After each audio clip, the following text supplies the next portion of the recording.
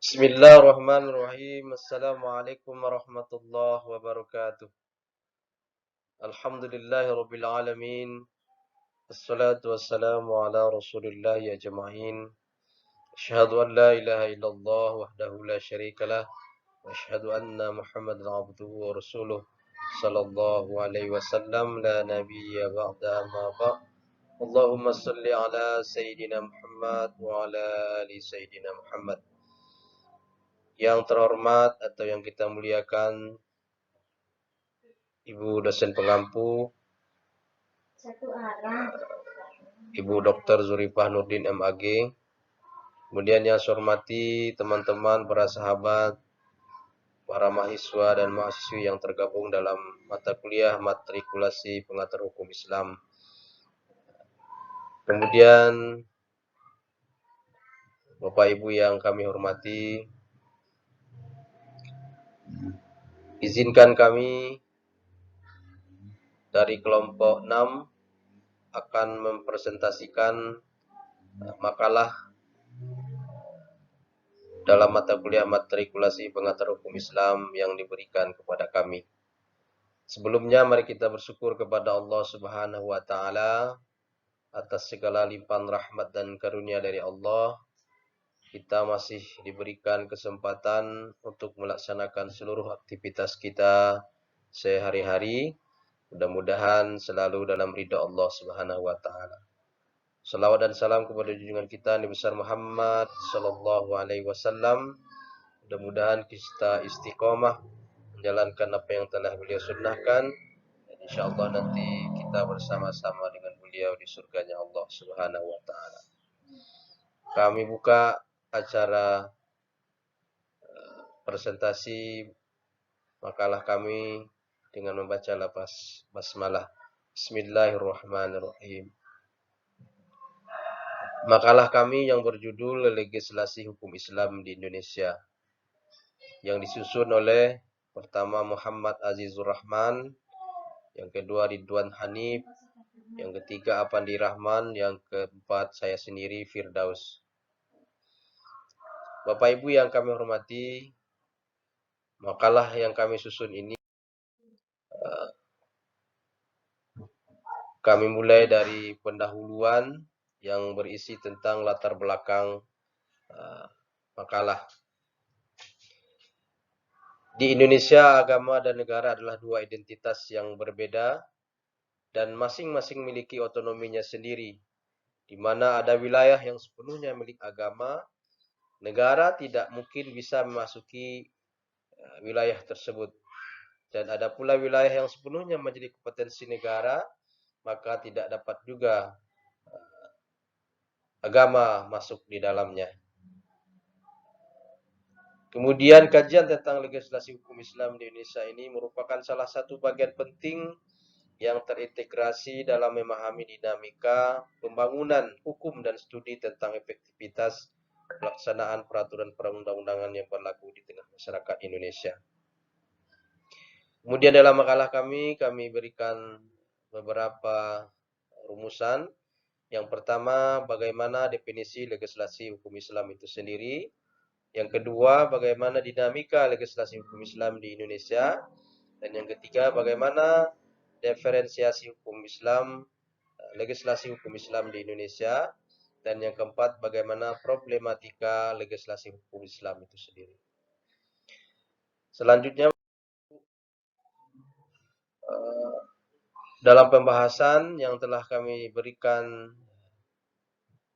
di awal di dalam rumusan masalah, ada 4 yang akan kami bahas.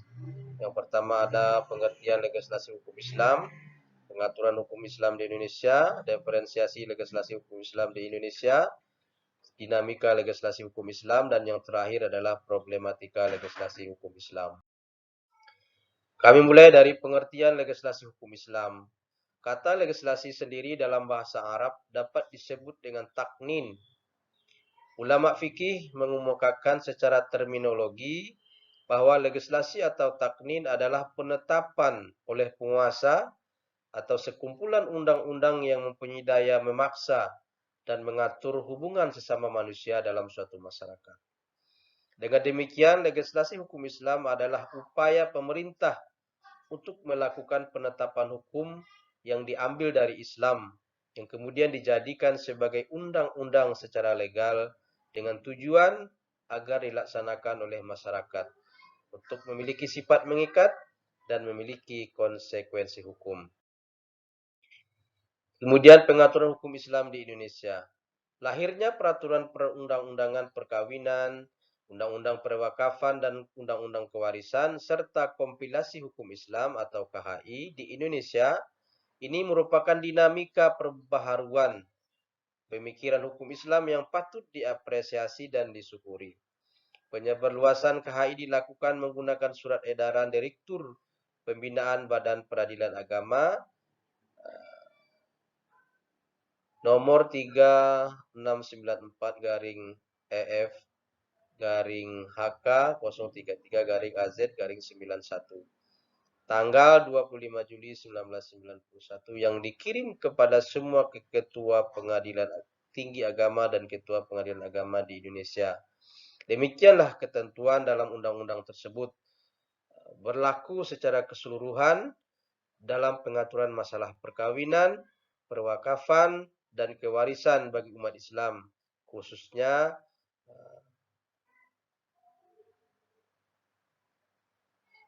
berlaku untuk umat Islam khususnya dan warga negara di Indonesia pada umumnya. Kemudian selanjutnya adalah diferensiasi legislasi hukum Islam di Indonesia. Diferensiasi legislasi hukum Islam dalam kehidupan bernegara di Indonesia dimulai sejak awal kemerdekaan Indonesia itu sendiri, yang memperjuangkan penerapan syariat Islam secara legal konstitusional hingga disepakati Piagam Jakarta. Akan tetapi terjadi perubahan penegakan syariat Islam ketika Muhammad Hatta melobi kelompok nasional Islam guna menghapus 7 kata penting di sila pertama yang telah kita ketahui bersama dan kita pahami secara bersama, yaitu kewajiban menjalankan syariat-syariat Islam bagi pemeluk-pemeluknya sehingga menjadi ketuhanan yang Maha Esa. Pada saat ini, hukum Islam menjadi bagian dari sistem hukum Indonesia dan sebagai fenomena sosial di masyarakat. Selanjutnya adalah dinamika legislasi hukum Islam. Pemahaman yang komprehensif tentang bagaimana legislasi hukum Islam dapat terjadi dan masuk ke dalam sistem hukum nasional. Perlu dilakukannya pengkajian sejarah sosial hukum Islam di Indonesia, khususnya pada aspek sejarah legislasi hukum Islam. Kajian historis ini pun harus dilacak dari masa yang paling awal, yaitu sejak datangnya Islam ke Nusantara. Sebab eksistensi dan posisi hukum Islam saat ini tidak dapat dipisahkan dari sejarah Islam di Nusantara. Ibu yang kami hormati, selanjutnya problematika legislasi hukum Islam. Legislasi hukum Islam mempunyai salah satu dampak positif terutama bagi praktisi hukum, yaitu untuk memudahkan dalam merujuk hukum serta menciptakan unifikasi hukum bagi lembaga-lembaga peradilan.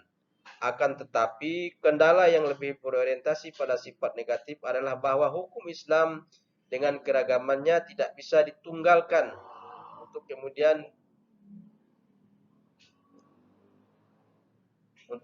diformulasikan dalam bentuk perundang-undangan.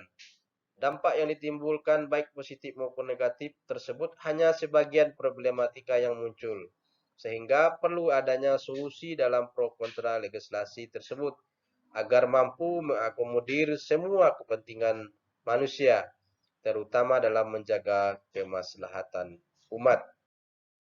Selanjutnya Bapak Ibu sekalian, dari uraian tersebut tadi, di makalah kami yang singkat ini, di bagian penutup kami isi dengan kesimpulan, yaitu legislasi hukum Islam adalah upaya pemerintah untuk melakukan penetapan hukum yang diambil dari Islam atau diambil dari sumber-sumber agama Islam, yakni sumber-sumber hukum Islam, yakni Al-Quran, As-Sunnah, dan ijtihad para ulama, yang kemudian dijadikan sebagai undang-undang secara legal formal dengan tujuan agar dilaksanakan oleh masyarakat yang bersifat mengikat dan memiliki konsekuensi hukum.